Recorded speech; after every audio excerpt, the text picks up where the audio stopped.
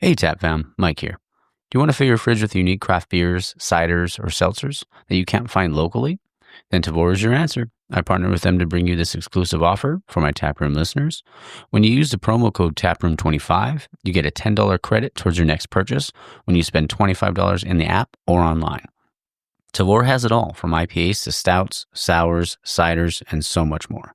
So make sure you use the promo code TAPROOM25 to get a $10 credit towards your next purchase. And now, on to the episode.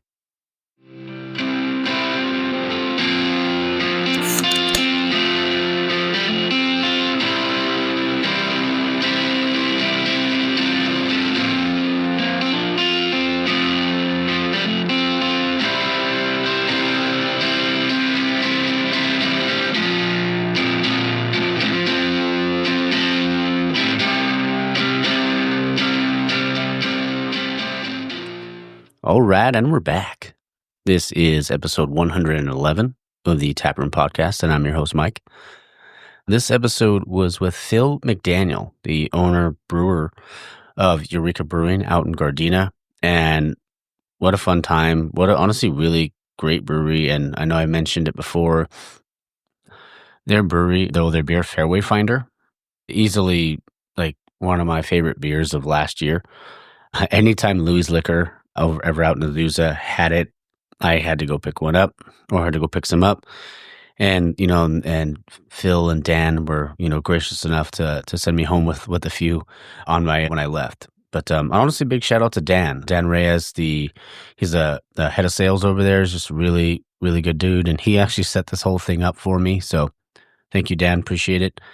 Yeah, but I'm excited for you to hear this one, talking about his craft beer journey. We talked about, his beginning and, how he was trained, stuff like that. It was just a really fun and inspiring kind of interview. And also him talking about, not necessarily wanting to open his own brewery, and then it just kind of happened. So I don't want to spoil anything. So I hope you guys enjoy that. Let's see here. I got to record with Ezekiel and Lulu of Tucson Breweries. They also both work. Lulu is the taproom manager at Brujeria in Pico, and Ezek is one of the brewers at Brujeria as well. But it was really cool talking to them on Tuesday. I'm honestly really excited for you guys to hear that one. That one is a few weeks away, but I'm excited for you guys to listen to that one. What else we got? Recorded some more Taproom Tales with Luis over at Level Up yesterday. That was a fun one. I'm recording this on a Saturday, obviously, because tomorrow I will be in Texas. Going back out there for work, but I'm going out to actually South Texas this time. So that should be, we'll see how it goes, but it should be fun. Actually, we're set up a recording down there. So I'm going to be recording with the brewer Adam from Howling Rabbits down there. So that should be pretty cool. Super stoked for that.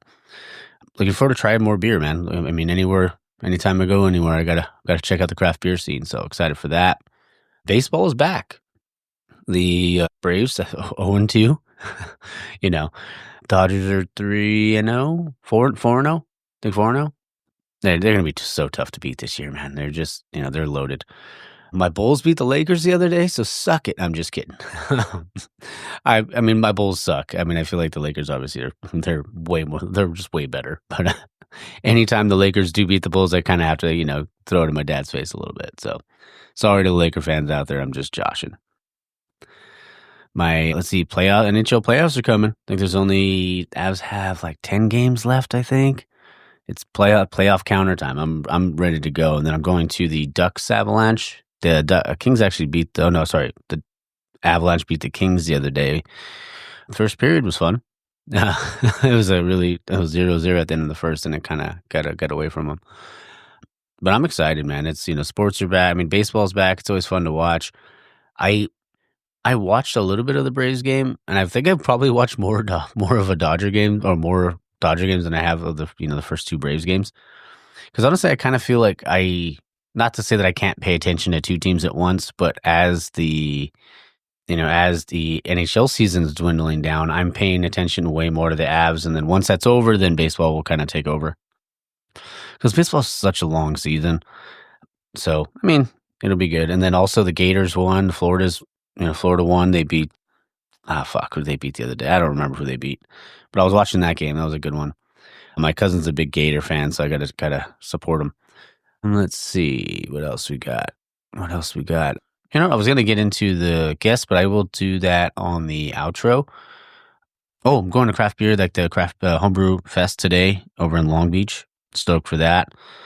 Hopefully I get to see Hoppy Homebrewing, Sheep Hound Brewing, a few other like homebrewers. I mean, like I know, and then also hopefully I know there's going to be like in the pro lounge there's going to be like Ism there, Long Beach Beer Lab, Lahara. So hopefully I can see Jason and Derek from Lahara, maybe Ian from Ism, and a few other people. So I'm just going down there by myself just to go hang out for a couple hours and get all that in before I take off to Texas in the morning. Just wanted to. I'm excited because it might be like my second homebrew fest. I think it's my second one.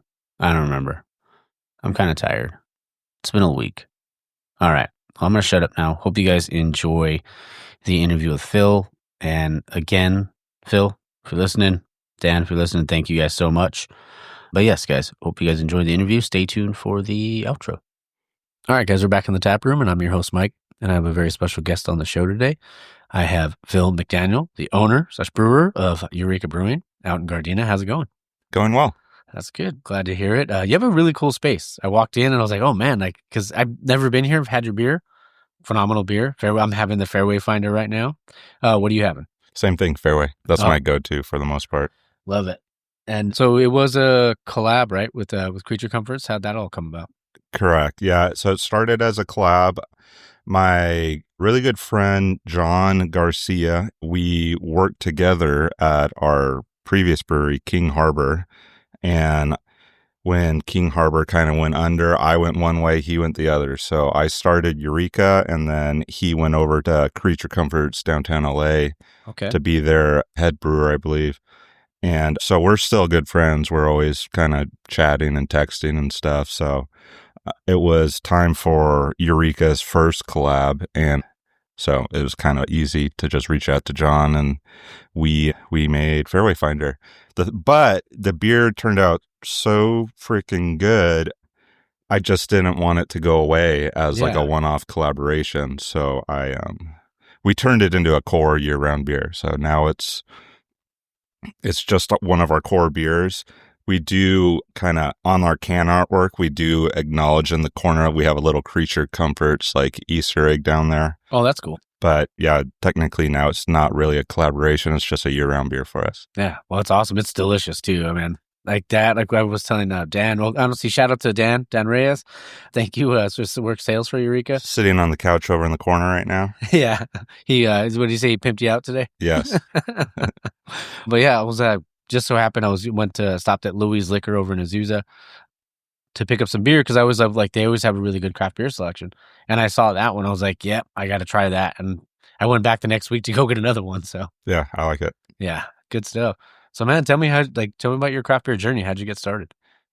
As most brewers, I got started homebrewing, and I actually didn't homebrew for all that long. I know some guys that were homebrewing for like a decade and then they got into it.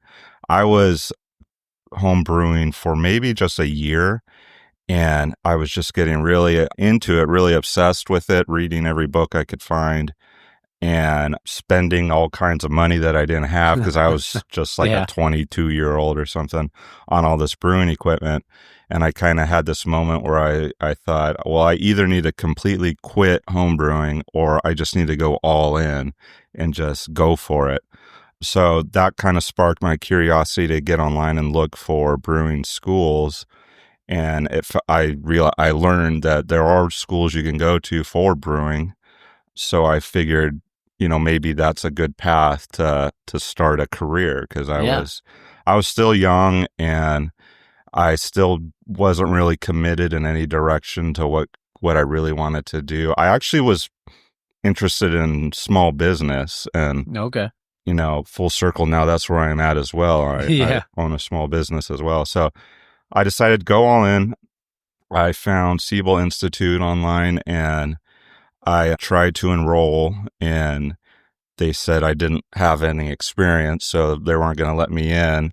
But I could do an intermediate course leading up to their main course. Okay. So I signed up for that online, And while I was doing that online intermediate course, I found a local brewery that I could volunteer at to kind of get my feet wet. And that was Bootleggers Brewing Oh, in dang. Okay. Fullerton. Yeah. Yeah. So I was Aaron Barkenhagen's first employee. When I walked in his doors, he was the only one working there, making all the beer and Oh, stuff. wow. So I was kind of like his helper for a while during my online intermediate course. And then after that was over, I was able to go to the full course in Chicago. I took time off from Bootleggers and did the full Siebel course, which is part of the time in Chicago and part of the time in Munich, Germany. Wow. That's awesome. And got back from that. And then I've been working in breweries ever since. And it's like almost 20 years now. Dang. So yeah, Bootleggers to Stone Brewing to the brewery in Orange County. Wow. And then King Harbor, which I helped start, but I wasn't a founder or a co-founder, but I was their head brewer that helped them build the brewery and do all that. And they gave me some ownership. So I was like an owner of King Harbor, but I wasn't really the co-founder or a founder. And then had a 7 or 8 year run at King Harbor. And then now we're here at Eureka. That's awesome. So Eureka came about because I have a really good friend that I've known my entire life. I always tell people we're in the same kindergarten class together. Oh, wow. And his name's Adam, and he is my co-founder here at this brewery. We're the only 2 owners. It's just him and I are co-founders of this brewery. And Adam, as I was working my way up in breweries, Adam has become very successful in his own business that he does. He's in electrical engineering. So he had some money to invest, and he kept kind of bugging me like, we should start a brewery. We should start a brewery. That's awesome. And I was like, dude, I'm happy at King Harbor. I was an owner in King Harbor, and I was having a really good time there. And I built the place from the ground up. I didn't really want to walk away from it. Yeah. But Adam just was pretty insistent. And then a few things lined up that made it kind of appear like maybe this is the time to jump in. And to be honest, I hated the decision at the time, but I told myself, you hate this now, but in a few years, you'll hopefully look back and realize it was the right decision. And so I did that. I jumped in head first, and turns out it was the right decision. So here we are at Eureka, almost going on 5 years now. That's awesome, man. Yep. Congratulations on that. Thank you. Yeah, I mean, even 5 years in the industry, that's a milestone, man. Because I mean, especially with breweries nowadays, I feel like sometimes they can kind of go under quickly. Yeah, it's tough. I think the industry is on its rebound right now, which is nice. We're bouncing back. We kind of got a little saturated, as everyone kind of knows. And the problem was it was saturated with people with good intentions, but not really true professionals. So either brewing professional, background trained, or at least a lot of experience, as well as business professionals, because it's also a business. So 100%.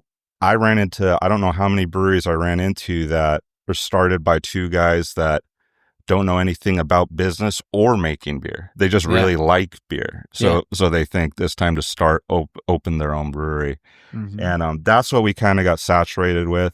Those are kind of going away. And then I would say the true professional breweries are left standing. And I think that'll put our industry in a good spot. Oh, 100%. And even I feel like there was even too, like when the boom kind of happened, people thought like, oh, this is a good investment. So they would just throw money at it and think that was going to solve their problem. But it's not. You have to have all the right people in place. Yeah, it's not easy. It's fun working in the beer industry, but it's not all fun and games. And you have to be good at what you do on the business side and on the brewing side. It's not just a walk in the park. And people either thought this is going to be what they do and they're going to love their job, or they thought, oh man, this craft beer industry is going to make me a millionaire. Yeah. And neither of those two things will happen. I can guarantee you. Yeah. That's what people always like, brewers always say. It's like, we don't get into this because we're for the money, Yes. Yes, it's very true.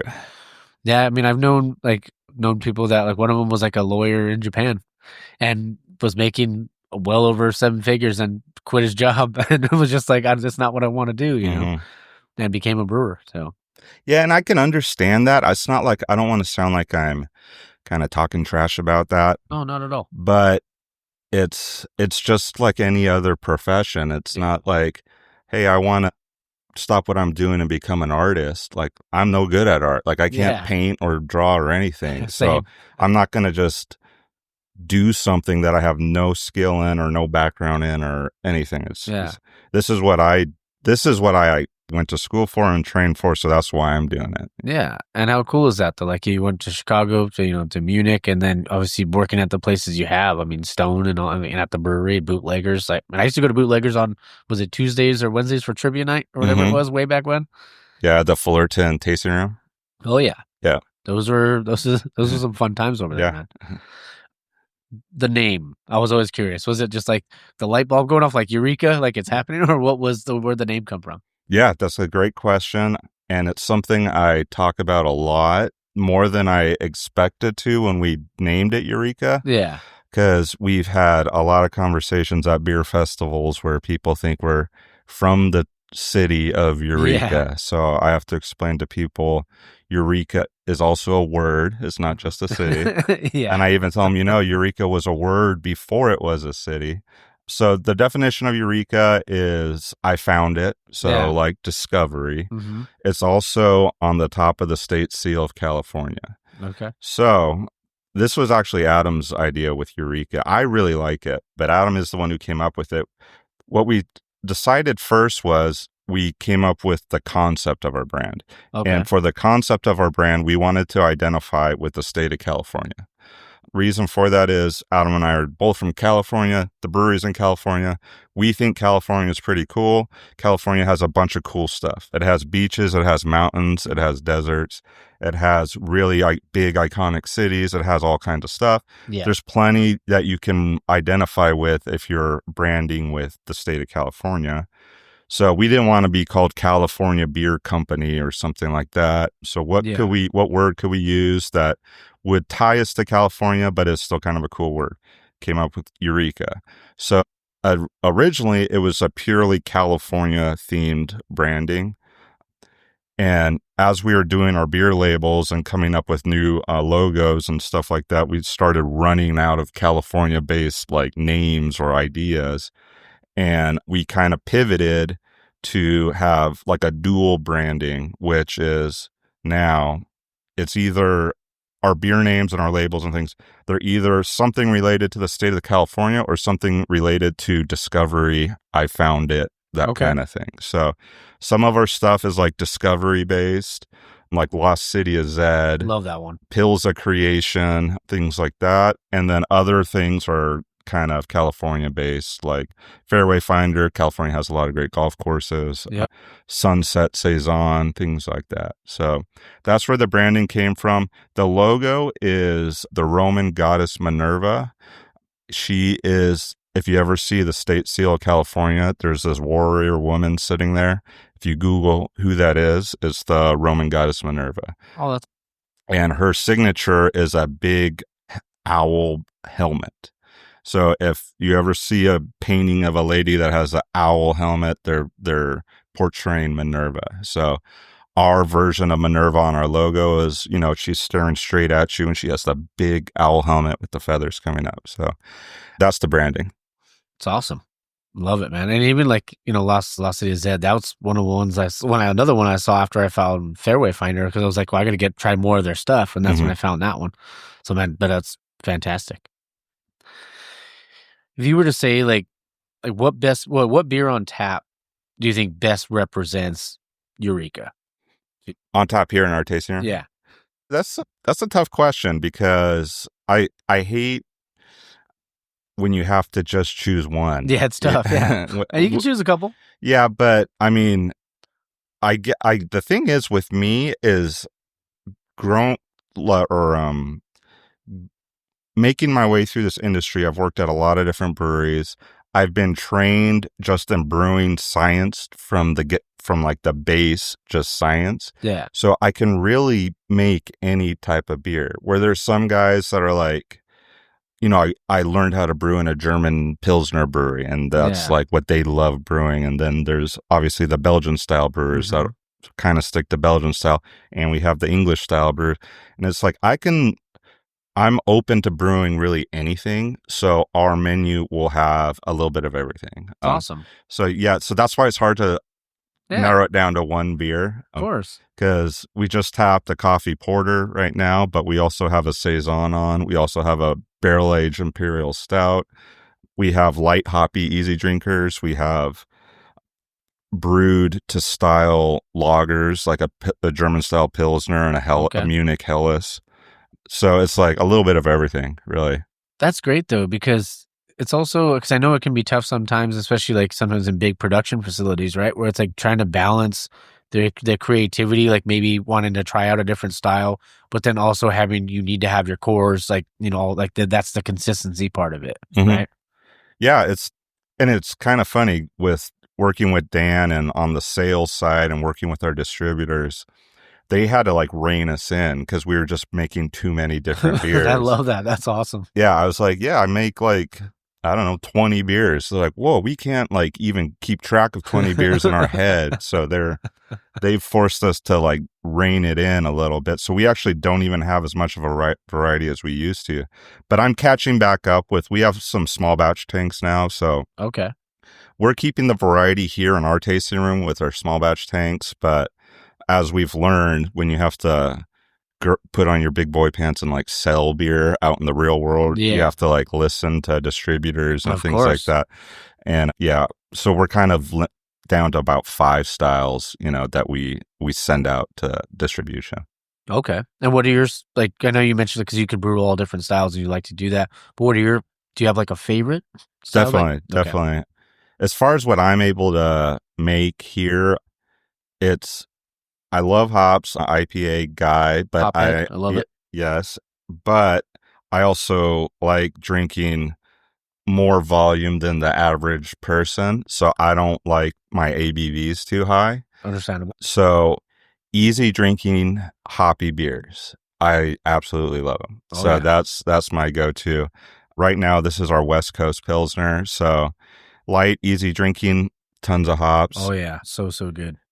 I will also drink a lot our West Coast Pale Ale, Normandy and Western, a lot of that. And then our Pilsner isn't quite as hoppy, but it's also, a beer I like to go to. But anything that's moderate alcohol and has great hop character is what I will go for first for the most part. Oh yeah, that's it's like we're the same person, because I love that too, because I do love a good like West Coast, or like like West Coast IPA, double IPA, or anything like that. Those are all great. I'm not the biggest hazy person, but I love something crispy, hoppy, and goes down easy. I mean, what's better than that, right? Yeah, because you could drink it all year round. It doesn't have to be a specific, like stouts. I feel like more winter based kind of thing, but and it's great that the industry is actually like right there as well, because it wasn't always like that. Like I went through like the IBU like what do they call it? Was it fizzy yellow beers for wussies? Yeah, that back in the day. But the IBU arms race is the word I was thinking. I was thinking of. Yeah, it was like how bitter and how much alcohol can you make your beers and all that. And then at the brewery, it was my time at the brewery was really interesting because we were making the craziest stuff I could ever imagine. Yeah. Barrel aged and stuff too, right? Barrel aged stuff, super strong stuff, Belgian stuff, all kinds of stuff. People loved it too, but it's not a 5% hoppy Pilsner. Not at all. So, I was proud of what we made there, and it was super complex and super interesting, but you would literally have like 8 ounces of it, and it was so intense that you're like, I'm done. Like, that's good. That was interesting, but I'm not doing more than 8 ounces. So I feel like the craft scene is kind of coming back to, the way I describe it is like the true essence of beer, which is easy drinking and refreshing. I believe that's what beer really is. You can play around with an imperial stout or a super strong Belgian, and it can be very complex and very interesting, and there is a place for that. But the true essence of beer, like over, like in history, has been something that even quenches your thirst. Oh yeah. You have it at lunch because you're thirsty, not a 19% stout that you have to sip. So, Yeah. having beers, when you're out and about, when you're out in your backyard barbecuing, when you're camping with your friends, when you're on the golf course, easy drinking beers is like the true essence of beer. And other beers, again, like I said, have their place. Of But course. what I think we all as a craft beer like industry realized is beer is meant to be drank by pints, and it's meant to be refreshing. And so 100%. you can have more than just one pint. Oh yeah.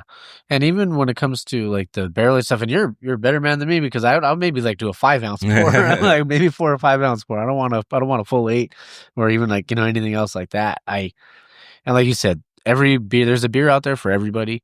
Every beer has its kind of place within the industry. But yeah, like when you make something that good, and you guys, people listening can't see me, but I'm pointing at the Fairway Finder.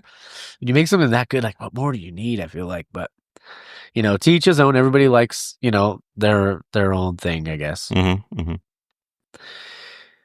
So going back to even before your homebrew days, was there a beer that you tried and it was just like, that was like the one that was like, man, this is what craft beer, like this is what beer could be? Yeah.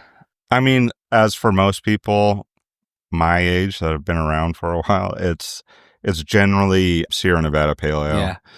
That was, I mean, I was venturing out into more flavorful beer, like, another one that you hear a lot of from like 20 years ago is Newcastle. Oh, it's like, yeah. Be like, oh man, I had a Newcastle and Yeah. it didn't taste like, Mhm. like Bud Light or whatever. Yeah. So I had Newcastle. I've tried it recently. It tastes horrible. I don't even know if they still, because you never see it in stores Yeah. anymore. So I was like, I don't know. But it was like I was buying 12 packs of Newcastle at the grocery store instead of like Corona. And then I had a Sierra Nevada for like the first time. And then I have a lot of family down in San Diego. So when I was visiting family, I would have cousins that would bring 6 packs of Stone IPA. Okay. And so, trying the Stone beers, even before I was a brewer, I was trying Stone beers. And I would say those, Sierra Nevada and Stone, things like that is what I started trying. Okay. Yeah. Well, the first ever craft beer I ever had was a Double Bastard. And now that was a huge mistake. Oh, jeez. Yeah. It was a huge mistake.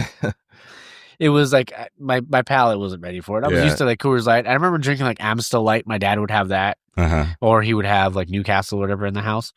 But yeah, that Double Bastard just destroyed my palate. That's a tough one to start with.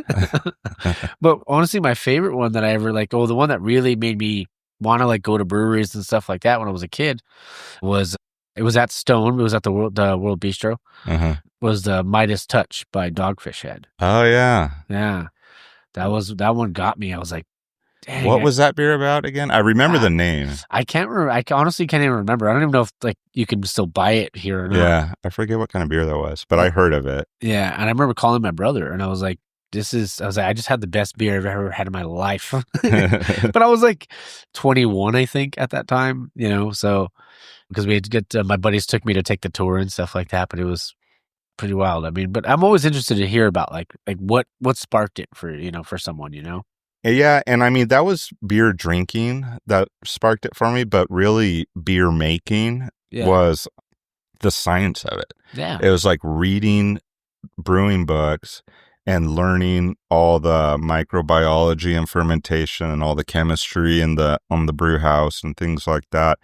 It just like was really interesting to me. So I was just, it wasn't a lot of people kind of reference like the artistic side and your ability to express like creativity. Honestly, 100%. it wasn't even that for me. It was more the science. It was like, wow, that's what it's doing. And so then I started brewing to see what these scientific like explanations, like how they played out, like in my backyard, brewing. And that's what really pulled me in and made me read more and more and more brewing books. And so that's what pulled me into brewing. But as far as beer drinking, Sierra Nevada and Stone. Oh yeah. Do you remember the first beer you ever brewed? Like either we'll do homebrew and then pro. Yeah. First beer, I bought a kit. So I didn't do any recipe formulation. It was just a kit to brew a German style Hefeweizen. Okay. And it came out, well, I don't know. At the time I thought it was good, but Yeah. who knows what it really was. And then I right away went like all in with another kit, but it was a clone of a Belgian Golden Strong Duvel. Ooh, wow. So that one did not go well. Something I was trying to bottle condition it as well, and yeah, that one got a little weird. But yeah, started off with a hef. They're really easy to brew. You just have to have the right yeast strain and, about 50% wheat, and then you pretty much have a Hefeweizen. Not a good Hefeweizen, but a Hefeweizen. So, and then like I said, I wasn't homebrewing that long. I just kind of I was more about studying it and learning it, and I only brewed maybe 10, 20 batches at my house before I was like Googling brewing schools. Yeah. That's cool, man. I mean, and you freaking made it. Yeah. Yeah. Believe it or not. How the hell did I get here? But even like do you remember your first like pro brew at a like maybe even not bootleggers way back? Yeah. So bootleggers, I eased into it. First I was just washing kegs for Aaron, and then he was showing me how he brews on his system. And then eventually I was processing brews for him, but they were all his recipes, Okay. I was just brewing.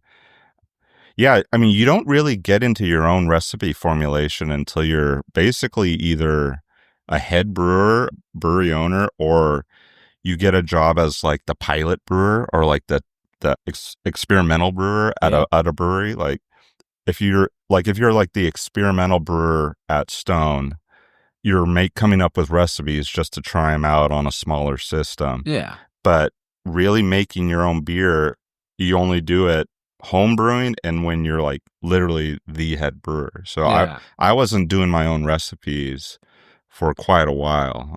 I mean, we would have like collaboration meetings amongst like the production team, and we'd discuss different elements of like what a new beer might be that we'd be making. But as far as just my own beers, my own recipes, it wasn't really until King Harbor, and at that point it became all my recipes. Like I was the only guy who knew how to make beer in the company. So that's awesome. I went from like trying to execute my boss's ideas to now it's all on me. There's no one to like double check my work. There's no one to tell me, like give me a suggestion. It's like, well, I hope this is going to turn out because like there's no one else here. It's just me making this beer. So So it wasn't really until King Harbor that I was really cranking out a bunch of different beers that were like fully my own. Yeah. And then Adam came and knocking and was like, get over here. We need to do this.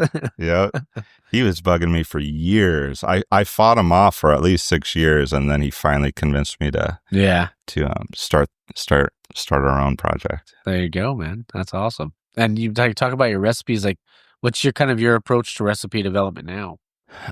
At this point, I have like so many brews and recipes under my belt and a record of all of them that a technique that I like to do is I reference my previous beers to see how they turned. I know how they turned out just from my memory. I can remember. Yeah. And I say, well, I like this element from this beer and I like this element from another beer and this and that. And I can kind of just like pick and choose I like the malt profile of this beer, but I like the hop varieties of that beer and the amounts that I'm using. I'll reference like that beer came out good. I want to have about the same hop intensity.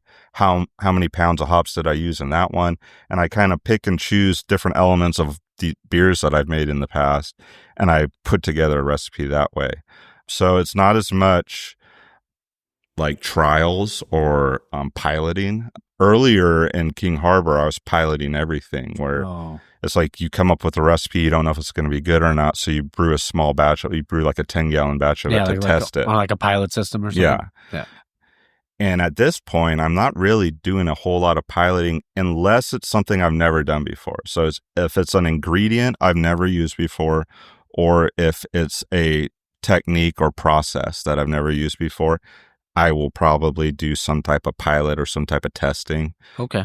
But if it's like there's a new hop variety and I want to try it out, it's like it'll be based on previous IPAs that I've brewed, and I'll insert that new hop variety. Okay. So that's kind of how I develop recipes now. And I did that because it became a necessity because the craft beer industry demands so much variety nowadays. It really does, yeah. So you can't spend 6 months developing a beer. Like Yeah. you would be out of business. 100%. Like I need to brew it I tell this to everyone who asks kind of the question you're asking. I say the number one question or the number one thing, the number one statement I hear from our customers as they walk into our tasting room, they look up at the menu and they say, "What's new?" Mm-hmm. They always need a freaking new beer. I'm like, those 18 beers aren't good enough. You need like another one. You need a 19th and a 20th. Yeah. So it's like, that's just the industry. So you can't spend 6 months developing one beer. So that's this technique that I have now that I described, where I just pull from concepts from previous brews and I just go for it and I just brew it. It was more out of necessity that I had to do that, to just have to keep making variety, and they have to be good. So that's my approach nowadays. Oh man. Well, I mean, dealing with that, obviously, like, like I said, having to deal with customers coming in and saying like, we do want to try something new. What are some of like the challenges, like what biggest challenges you faced kind of along like just your journey brewing, or your brewing journey in general? Challenges. Let's see. I don't know if it's a challenge, but something that kind of does weigh on you a little bit is like my first 6 months making beer at King Harbor. And I remember this very specifically, that it was probably like the first time our kegs were going out to bars and restaurants. Okay. I had this like wave of panic. I'm like, no. Like, what if it's not good? Yeah. What if it's not good? Like, I've been doing this for 10 years, and I feel like I know what I'm doing, but this is the first time people are going to be trying this beer, and you get this like panic. Yeah. So that's something a brewer always deals with, is how their beer is perceived. I mean, we make it with the intention of it being good. Like, I'm not like intentionally making bad beer, but you still wonder what's the reaction going to be. I generally have a pretty good understanding that it's a good beer when we release it, but you still have that underlying like kind of worry. Yeah. So that was something you have to deal with and overcome. And then I guess I do have a good answer for you. Biggest challenge is freaking selling beer. Yeah. Yeah. It's not my expertise. I know nothing about it. And a brewery doesn't exist unless the beer is being sold. Yeah. So it's, diving into the sales side, the marketing side, and trying to figure out what's going to work. Yeah. Working with your sales people like Dan, Yeah. Say thank you, Dan. Yeah. Thanks for Dan is the truth, because like he's great at what he does and it takes a lot of the weight off, but I'm still involved in that. And I have no expertise in sales, but Dan and I have to like try and figure out what's the best approach for distribution. What's the best approach for our beer lineup? Like, what beers should we make? Should we, find other distributors in other areas? Like, I'm talking about all the sales stuff. Yeah. And I've probably said this 4 times already, but that's not my expertise. It's all good. I'd rather just be brewing beer. But yeah, that's the biggest challenge, because it's something that I'm not very good at and don't know much about, but I have to figure it out. Yeah. I mean, and being a small business owner, you gotta, that I feel like you have to like eventually kind of like mitigate certain things to, to certain people, because if it's not your expertise, you want to make sure, like you said earlier about businesses kind of, just breweries floundering because they may not have that side. But if you have the right people around to be able to help with those decisions and to make those choices, it makes life a lot easier. Absolutely. Yeah. It makes a big difference. And I'm finally learning that, because I used to just So I'll figure it out. I'll figure it out. And Yeah. then you realize you have a list of like 100 things that you said you would figure out and you still haven't gotten to it. Yeah. And you get in some good people and you realize how all those things start getting taken care of. And you're like, that is really important to have like the right people here working hard and helping, grow the company. 100%. And even like going back again, talking about how you were, going to school, you went, Chicago, Germany. During that time, were there like brewers or breweries for that matter that maybe influenced you like along the way? I mean, when I was first getting started, the craft beer industry was very different than it is right now. A lot of big established craft breweries and yeah, like core beers were the thing. Like at Stone, I think 80% of our production was Stone IPA. Oh yeah. So I was more about, you know, professional production of beer, quality, having, quality control in place and all that kind of stuff. It wasn't as much about flashy marketing and a bunch of new beers and trying to be the cool kid in town. It was like, Yeah. how do we make good professional beer that has high quality? That's what I was really focused on. So looking at breweries like Stone and like Sierra Nevada, where you see the technology they have in their lab and the technology they use in their production floor. Their brew houses are amazing. Most of them are made in Germany and are like do all these really cool advanced things. That's what really got me excited about brewing and craft beer. It's awesome. And now it's like I've come to find out you can make great beer and have a huge fan base on a tiny little brewery. Like there's some small little breweries that make amazing beer and they have a devoted, loyal fan base. And so now it's more about like creativity and, trying new techniques and trying to you have to try and be the cool kid in town now with like using the new hop varieties, using new techniques, different flavor profiles, doing all that stuff. So that's more of the focus now is innovating in beer and making new flavor profiles that people have never tried before. That's what it's about now. Yeah, it's like Crush. Everybody's using Crush right now. Yeah, Crush Cryo, all that's stuff. But I mean, that's in our Cali good. Double. Have you had Cali Double yet? I have not. You should take a little taste of it. That has Crush. Should we grab another beer before we get started? Yeah. I'll take Fairway and get them like a little taster of Cali Double. It breaks my Are we still? I'll hit pause. All right, so we got a couple fresh beers. Thank you, Dan. I'm gonna try this Cali Double beer. This is all Crush. Be careful. Describe it. Like what I said. Paint a word picture. What we were saying when we turned off the mics was this one I broke my rule about moderate alcohol. So this one is 9.3. But Crush is a new, great, just super flavorful hop. I get like tangerine out of it or even like orange creamsicle a little bit. Oh, yeah. That'll do the trick right there, man. Yeah. So just packed full of hops. We use so much hops that we're using some hop products as well. So cryo, some hop extracts, an extract called Incognito. Oh, yeah. Because when you use so much hops, you actually have all that plant matter that's also part of these hops.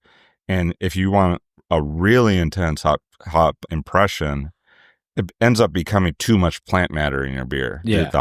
The ground up hops.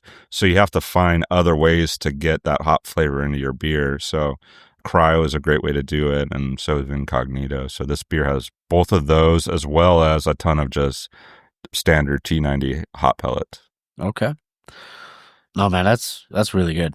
Yeah, I like it. Yeah. I don't drink a lot of it, but it's definitely good. It's there, right? It's there when you need it. Yeah. One thing I was up to ask everybody, like anytime I talk to someone, is like about the craft beer community, because to me it's, and I know we talked a little bit a second ago off air about like how this is where I always wanted the show to go, and honestly, when I first started, I wasn't sure if people are gonna be like, yeah, come down and record at the brewery and stuff like that, but they were so welcoming. Oh yeah, and like I would say, like 95% of the the craft beer community is really good. There's always bad apples in every family, right? Mm-hmm. But what does the craft beer community mean to you? So I agree with your, analysis that the craft beer community is very, very welcoming, collaborative, where we like working together with each other. That's why brewery collaborations are so popular. Oh, that's great. And it is a friendly industry, and it kind of blows other people from other industries, blows them away. They're like, what? Like, yeah. you're good friends with your direct, like, competition. And, Yeah. Yeah. And when people tell me that, I'm like, yeah, I guess that is kind of weird, but Yeah. it is true. Like, literally every brewery around here, I know the brewers really well, and I can even, many breweries, I'm good friends with them as well. And we hang out together. Sometimes they'll walk into my brewery because they either needed to talk about something. We always share materials with each other, which will blow other industries away. Yeah. But like, if brewers like, oh shit, I was brewing this beer and I ran out, I need one extra sack of malt. Yeah. And they'll just show up at my brewery and like, can I borrow a sack of malt? I'm like, yeah, sure, go. And then the next week they'll return it, or they'll bring it back. And we do that all the time. Earlier this week, I needed to run over to my buddies at Two Coast because I ran out of a certain chemical that we use in the brewing process. And he was like, yeah, he just pulled out the jug and filled up my little container, and that was it. Yeah. And it was kind of funny.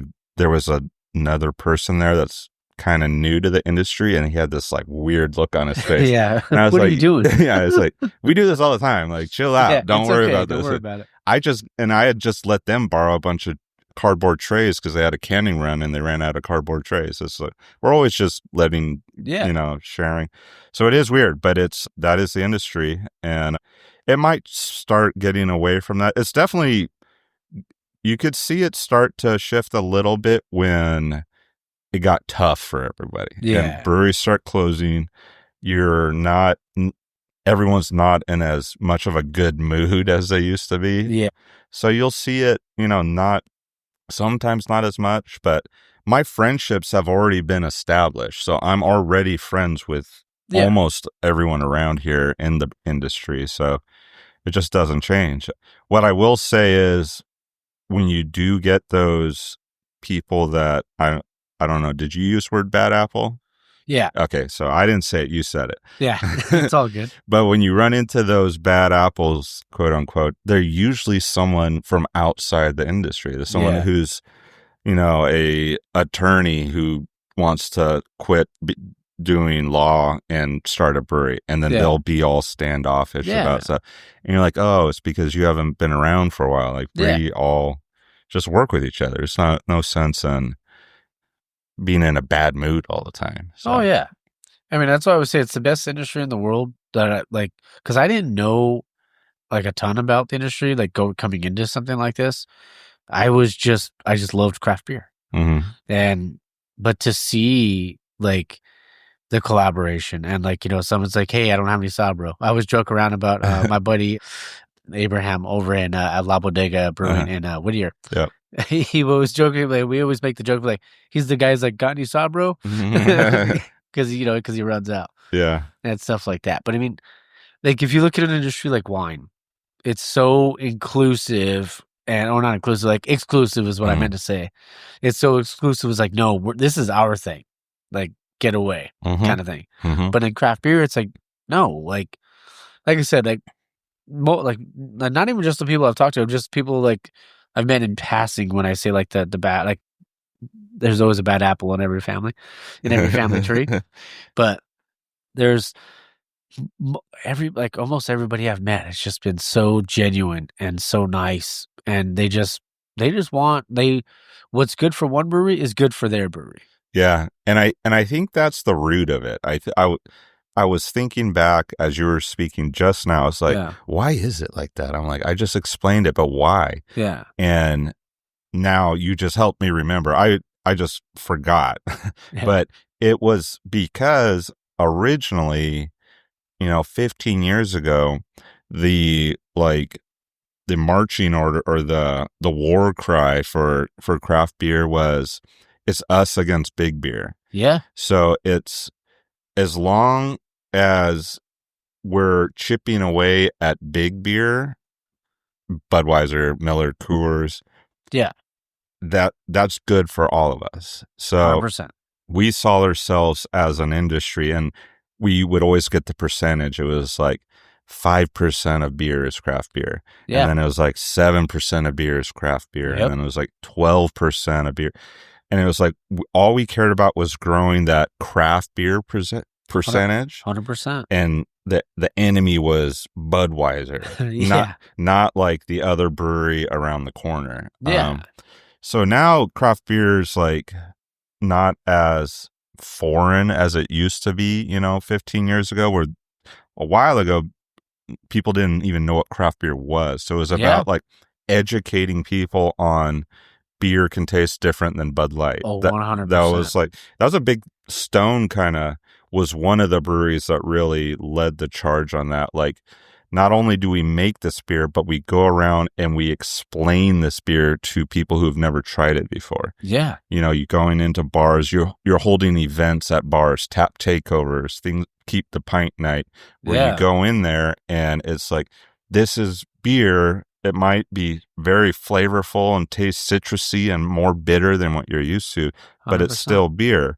And that created that family mentality of craft beer. Yeah. So that has to be, there's no other explanation. That's the root of where our, collaborative kind of atmosphere is in the craft beer industry. Oh, 100%. And you mentioned like the education part, like that's to me, that's so vital, like to any brewery.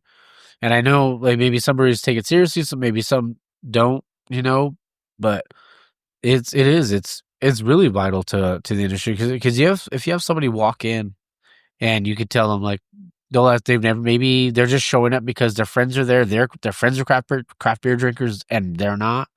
They come in, they see a tap menu that has 18, 20 beers on it, right? And they might be overwhelmed. Mm-hmm. But if you can kind of guide them to what they might like, that's you build trust. Yeah. You built trust, and that's going to make sure they're going to come back. And then what else they're going to do? They're going to tell their friends. Like, hey, we should check out this place. I went there last time, and they told me about this crazy, crazy beer, and I tried it. It was really good. Or a seltzer, or anything, or a saison, anything. Yeah. How does that make, like, do you, like I'm assuming because you care so much about it, like the beer education part of it as well. Yeah, and it's not as I would say is not as critical as it was 20 years ago, but it still is important. And every single day we'll get a customer walk in the door that it's their first craft beer. So that for us, it's about having our servers, our staff, they work here because they like craft beer. So it's very easy for them to talk about beer, but they know they're at a craft brewery tasting room. So they're expecting to have conversations with people about beer, talk to them about the different styles, the different hop varieties, all the different things. It's not they're not working at the beer cart at Dodger Stadium where they're just trying to like fling out as many beers as possible. So we all know it. We expect it. We like it. We like chatting with people about beer. If I'm running around the brewery working and the tasting room opens, it's pretty common for me to get snagged by a customer with a question, and then late, 20 minutes later, I'm still there talking to customers about beer. I'm just chatting with them. That's they cool. have questions. I get on a roll, and I don't know when to shut up. And now I have a lot of work that I still have to get done. But yeah, we're ready to talk, educate, just have fun conversations about beer. We do that every day. Yeah, there's a beer out there for everybody. I always, one of the things I've been pushing for probably the last 6 months is the hashtag just find your beer. Oh yeah. There's a beer out there for everybody. Yeah, that's the truth.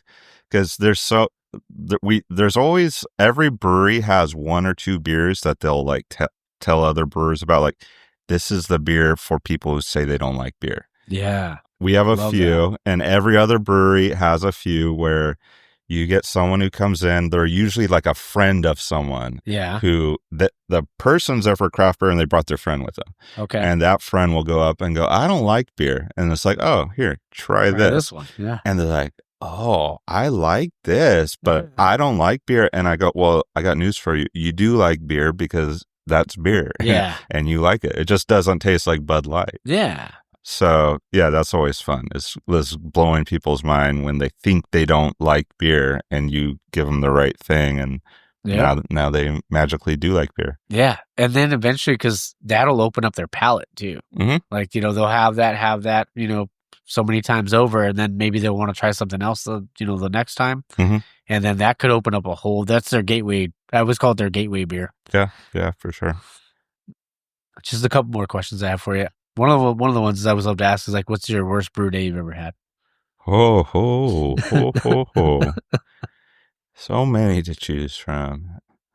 We had one recently where it was a fresh hop beer. And are you familiar with wet hops or fresh hops? Yeah. Yeah. So wet hops are basically unprocessed hops. Typically, when a hop harvest happens, the hops get immediately dehydrated because they have a really high moisture content, and they will, as soon as they're harvested, if you just leave them, they will start developing mold and rotting because of the amount of moisture they have within them. So at a hop farm, as soon as they harvest, immediately gets dehydrated. But if you want to see what hops taste like without being dehydrated, you can use them. You just have to brew with them within 24 hours. Yeah. Or else they start going bad. So I don't do it every year, but certain years I'll do a wet hop beer. And we decided to do one last year, and we had the wet hops. We actually harvested some hops here in SoCal.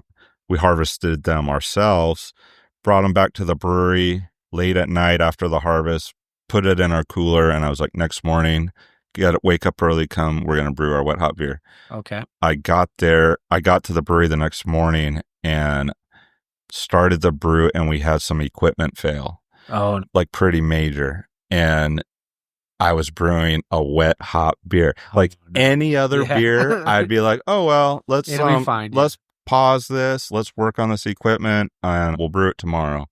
But it's a wet hop beer. You got to brew it right then. So it was my grain auger crapped out. It got some debris stuck in it. And I so badly just wanted to postpone the brew by one day and take my time and fix all the equipment, get all situated and fire it all up the next day. But I couldn't. It was a wet hop beer. So spent half the day fixing everything, started mashing in, starting the brew like mid-afternoon. Wow. And then finishing the brew like past midnight, just so I could get it done that day. Dang. So that sucked. That was one thing that sucked. Yeah, that's rough. I mean, that's the first one that pops to mind just because it was so recent. But I mean, I've had a bunch of crazy stuff happen. Stuck mashes, I'm sure. Yeah. The brewery, luckily the brewery had a pretty massive team of brewers, and we ran 24/7 essentially. So if something bad happened, you weren't stuck there for the rest of the night because we had enough brewers that someone came in to relieve you. Yeah. So when shit hit the fan at the brewery, that brewer, and I wasn't even a shift brewer, I was the lead brewer, so I was in charge. But if shit hit the fan, it wasn't like we all had to stay there until we fixed it. It was like that brewer did the best he can to get things going. The new brewer shows up for his shift. We update him on what's going on, and he takes it from there. Yeah. So it's not as bad as like working for 20 straight hours because there's no one out. There's no one coming to relieve you. Yeah. So the brewery had a bunch of wild stuff that we did, and stuck mashes every week for some crazy stuff we were trying, but it didn't like take a toll on any of us because we had a great team, and whatever was happening, the next brewer coming in we would update him and he could handle it. And then he would handle it and then he got relieved. And it was just a 24-hour kind of cycle. So crazy brews, but wasn't tough on us or anything. I was looking at the shirt you're wearing, like your brewer shirt that you're wearing. It's a Discover Great Beer. And it just makes me think of Find Your Beer. Like, I love that. Like, you know, because you got to get out there. Like, you know, and if the show motivates one person to get out there and just start their craft beer adventure or, you know, or their craft beer journey, home brewing, maybe just getting into craft beer, or like maybe they tried something you had here and then like makes them want to venture out to try different breweries. Yeah. You know, that's the fun part about beer. I mean, I complain about having to have so much variety, but that is what makes it pretty cool because there is unlimited amount of things you can try. It's just like, it's never ending. There's so many beers to try. Oh, yeah. I was in a quote Palpatine from Star Wars. It's like unlimited power, but it's unlimited beer. Like, you know, there's so many different things out there. You know? Yep. Last go 3 more things, I promise. I know I said 2 more earlier, but I'm going to go to 3 more. I've got a cold beer. I'm fine. There you go. One of them is Desert Island beers. If you had to choose, you could pick like either one specific craft, like a craft brewery, like a specific beer, or a craft style, and one domestic. What do you mean by domestic? Like it could be like any macro. Macro. Yeah. Gotcha. Macro, I have a few. Negro Modelo is good. And that's actually my inspiration for our amber lager, tacos and beer. So it's like amber lager, but it's really like a Mexican style amber lager. And it was Negro Modelo. It's like, what other macro can you just buy at Dodger Stadium that has that much flavor? Like pretty much every other macro is just light lager. So that for macro, although that's not domestic, that's Mexican, but it's macro. Yeah. Oh yeah, it's for sure. Yeah. Desert Island beer. I do have one favorite beer. I know I say I don't like choosing one. I do have one that I say the same beer every single time someone asks me. It's Orval it's the Belgian. Okay. Yeah. I love Orval. It's very flavorful, extremely complex, but it still can go down easy. If you treat it as an easy drinker, it can be an easy drinker. Yeah. If you want to pour it in the Orval tulip and sit there and take in every component of the aroma and the flavor, you can do that as well. And it does, and it holds up doing that. And on top of it, it's Brettanomyces bottle conditioned, so it evolves. So you can have different experiences with Orval depending on how old the beer is. Fresh Orval is really great because it's actually fairly hoppy. They dry hop that beer. You don't really taste it normally, but if you get a hold of a really fresh Orval, it's hoppy, and you're like, oh, this is a cool hoppy beer. If you get a hold of an Orval that's 2 years old, you're going to get all these Brettanomyces flavors, which are really complex, extremely interesting, not overwhelming, but just creates an insanely complex beer. So there's so many things about that one beer that it does really well. Can be an easy drinker, can be a complex, enjoy it slowly. Yeah. And there's different versions of it. Fresh Orval is different than 2-year-old Orval. So it's just the perfect beer, in my opinion. Doesn't hurt that I went to the brewery in brewing school. Love that. And met the brewmaster, and we were in the brewery, and he was showing us everything. So I wouldn't say I fell in love with Orval being there because I already really, really liked it. Yeah. But I mean, after really liking it and being able to visit the brewery, that's it. I tell everyone the exact same beer, Orval. That's awesome, man. How cool is that? It was cool. I mean, I love it. Don't get to drink it that often, but it's hard to find sometimes. BJ's used to have Orval on their bottle list. Oh, dang. And they would sell it for $7. And most of the waiters or the bartenders didn't even know it was on the list. But every time I used to go to BJ's for like dinner with friends or whatever, I was like, I'll take an Orval. And they're like, what's that? Yeah. And I would have to point at it on the menu. They're like, oh, they'd go, let me look. And they'd go back and like, oh yeah, we do have it. Yeah. I get my $7 Orval every time I went to BJ's. Get a Orval on a Pizookie. Yeah. We were just doing a sales pitch at BJ's like 2 weeks ago, and I asked them, "Do you guys still have Revolt?" Yeah. No. Oh, I was like, man. "Damn." You know, what was when I was younger that like my grandpa used to drink, and I would always try to snake him when he had him was Michelob Amberbach. Oh, Amberbach. I Dude. used to have that. Yeah. Yeah. That was one that was like, it was complex. Like It's there was kind of like a Negro Modelo. Yeah. Yeah, it's macro, but it has some flavor to it. Oh yeah. Yeah. My domestic Amber, desert island beer is Hams. Oh, I've had some Hams. Yeah, it was Coors Banquet before, but it's Hams now. Nice. Yeah. I will give a thumbs up for Coors Banquet as well. Yeah. Better than Budweiser and better than any of the lights. The one beer I can't drink is Bud Light. Yeah, I can't. There's just some, like, out on the golf course, I'll have Coors Lights. I'll have Miller Lights, Coors Banquet, but I don't know the last time I stomached a Bud Light. I just can't have that beer. Yeah, even like Bud Heavy now, like I can't really, I don't know it's not called Bud Heavy, but everybody calls it Bud Heavy. Like it's not for me. I feel like Coors is so much better. Yeah, I agree. Unless you want to be a sponsor of the show. Second to last question. Favorite food to pair with a beer? Oh, yeah, I saw that on your list. I am not a huge beer food pairing guy. Okay. Because when I eat, I don't drink beer. Gotcha. Okay. And when I'm drinking beer, I don't eat. I guess that's the same thing.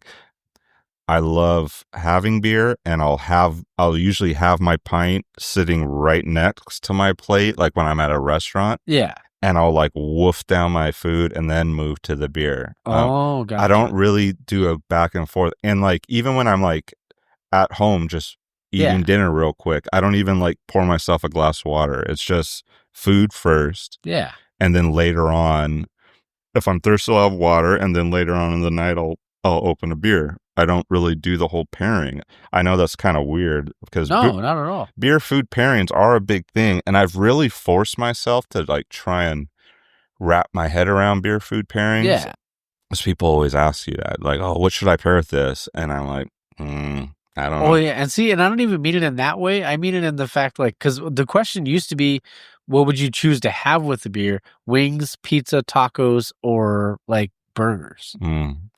That's good. So, I mean, I'll say one first answer: beer food pairing, sushi and Sapporo. Oh yeah, that's good stuff. Always. I love sushi. If I'm ever at a sushi place, I only order Sapporo or Asahi, but I go for Sapporo first. Yeah. But if I'm eating food or if I'm drinking beer and I want a food, or however you phrase that, I mean, I like spicy stuff. Oh, same. Because then the beer will wash down the spice. Yeah. So it's like, oh, it's a little spicy.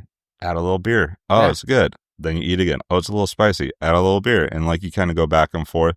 Yeah. I think they say hop character accentuates spiciness. So maybe not a hoppy beer for like a spicy salsa on a taco or something. Yeah. But I don't know. It's because I'm going to drink the beer that I want to drink. Like if I'm in a restaurant, there's a beer menu.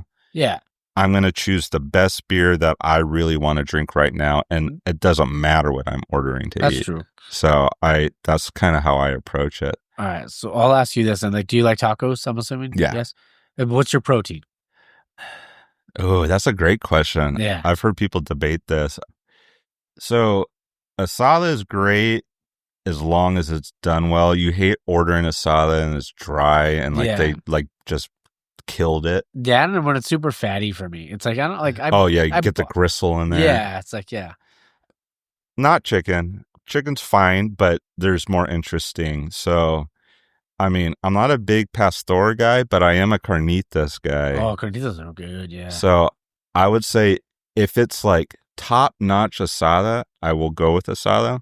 If not, I'm looking at carnitas or chorizo. Oh, right on, brother. Snap. So, love chorizo. So, chorizo or carnitas. That was a joke. So, that's my answer. But, I mean, really great asada is... Oh, yeah. is very, very good. When it's done right, it's great. Yeah. So. Oh yeah. I'll tell you off. I was gonna try to play with like an asada, like putting it in the smoker, just to try to toy with it a little bit. But I'll tell you about that off. The last question I'll ask you is, and this is from Mr. Drennan himself, Daniel Drennan, DFD. Oh yeah, fucking guy, man. I love you, Daniel. I'll tell you some stuff off air too. He's such a great dude. If you had to describe yourself in one word. He told me, he's like, use this question at the end of every interview. So I was like, all right, I'll do it, bud. One word. Oh, yeah. He did make me do that because he did an article on me. I would say curious. Okay. Love that. Because curiosity can lead to so many more things than just being curious. Because curiosity leads to learning. Yep. Learning leads to doing great things. Yeah. But you'll never get to that point if you weren't curious first. 100%. And it's not like tooting my own horn. I just find myself curious constantly. Like I'm literally just walking through the brewery and I'm like, what the hell was that sound? And I have to go over and figure it out. I'm like, oh, this tank is having an issue. It's got a leak. Got to do this, bing, bing, bing. And like, it's just curiosity rather than just walking through the brewery and not caring what's going on. And it's like, I'm curious everywhere. Like I'll be driving on the freeway and just be like, what's up with that truck? It looks like he's got one of those wheels. And then, he's carrying a heavy load. So probably it's just like, I'm curious about everything. That's great. So I found that it's helped me. Being curious leads to good things beyond just that curiosity. So curious. That's great, man. I mean, I think that's what I told DFT too. So. There you go. But even like talking about like the cars on the road, like because I work in commercial auto insurance, that's my full-time job. Okay. So I'm always looking at like, I'm like, if I could snap a picture of like something that I don't normally see, it's because I train people. Like how to assess risk, like kind of like in Along Came Polly. Oh yeah. With Ben You're that guy. Yeah. So I'm like telling him like, this is what you do, blah, blah, blah. So if I see something random on the freeway, I'm like, snap, because I can take that to my class and be able to do that. And be able to educate them and stuff like that. But man, this has been super fun. Thank you so much. And thank you, Dan. No problem. Yeah. Hey, Dan, wake up. Yeah. Yeah. And no, don't worry. I brought my little lapel mic so I can make Dan say something too. So we'll do that after the fact. But it was everybody, if you're in the area or if you're not, even if you're just coming down to LA to visit off of 139th and Harvard. Yeah. We're in a little cul-de-sac. That's Harvard. But we're basically, you'll find us we're between Normandy and Western, like our beer name, and 139th, which is right near Rosecrans. Yeah. So. And I actually live off of Rosecrans, but in Bellflower, so a little further down. But nobody listen to that. Nobody come find me, please. No, but this has been super fun. Thank you so much, Phil. No problem. You make fantastic beer. Thank you. Appreciate it. And everybody got to come down, try. I mean, Fairway Finder, I remember posted a picture of it too. It was probably one of my favorite pictures I ever got of it because I like my uncle hadn't cut his grass. So I was visiting him and I took over the 4-pack and I got a shot of it. I'll show you after. Nice. But you got to come down and support. Remember, always want to support small business, support local, drink local, find your beer. And cheers, Phil. Cheers. Cheers. Thanks, Dan. All right, guys. I hope you guys enjoyed that. Like I said, thank you to both of them. I really didn't even have to edit this one. This was perfect.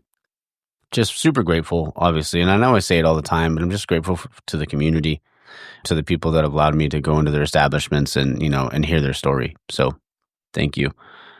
All right. What do we got coming up? Let's see here. Next week is oh gosh, why can't I? Artifacts with John. I'm super stoked for you to hear that one. And then also we have, then it is the Chris from Bonaventure.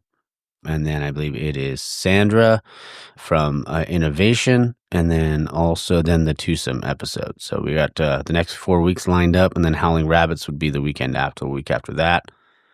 Also, branding for breweries. I will be doing that one. We were supposed to do that during the week, but then all of a sudden my schedule got really thrown off from work this week. So we had to postpone that one. I got some other stuff coming up. I got some irons in the fire and some that I'm pretty excited about, but I don't want to say anything just yet till it's like locked in.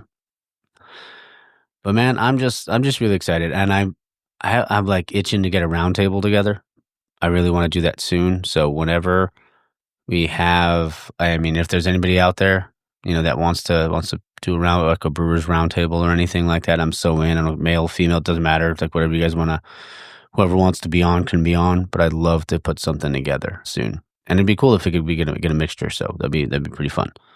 All right. Well, I got to go get a haircut in a bit. Start getting ready, doing all that jazz. Like I said, I'm super grateful for you guys. Thank you. And I've been wanted to mention, we're up to let's see here, on the Taproom for Spotify, we are up to, let's see, 97 5-star reviews. I hate asking, but if there's anybody out there listening on Spotify and you're still listening right now, if you could, it would be greatly appreciated to click on that 5 stars after listening to an episode. It really does help, like, put the show in front of more eyeballs. And if we can get more people listening, more people wanting to go to craft breweries and go, start their craft beer adventure or their craft beer journey, then everybody wins. So, all right. Well, I hope everybody has a great week. You will hear from me next week. And if you're not following on Instagram, why not? I mean, it's at the Taproom Podcast on Instagram. Oh, last thing. We got I'm going to give away some of the Taproom Tales episode titles. Next week is going to be April Fool's Day. I'm going to be editing that on the plane tomorrow. And then after that, it's the theme song. And then I believe we're going to do a WrestleMania. We haven't shot it yet, but I think that'll be the theme song. And then the one that got away, I think, is going to be that one. And then I think we're going to do a WrestleMania episode. Yeah, I think we're going to shoot that when we get back. But we also have one like The Hangover. We also did one called Mike's Seat, or like My Seat. So we got some good ones coming up. I'm going to be working on some more. We're going to have one called Opposite Day. It's going to be great. So, and honestly, thank you to all the people that are watching those videos. If you can, comment on them, share them, like them, do all that jazz, please. Just because, I mean, it's been like kind of crazy how it's kind of taken off. So just super appreciative. Thank you guys so much. Hope you guys have a great week. Have a great Saturday. Have a great Sunday. And don't forget to get out there and support local, drink local, and find your beer. Cheers.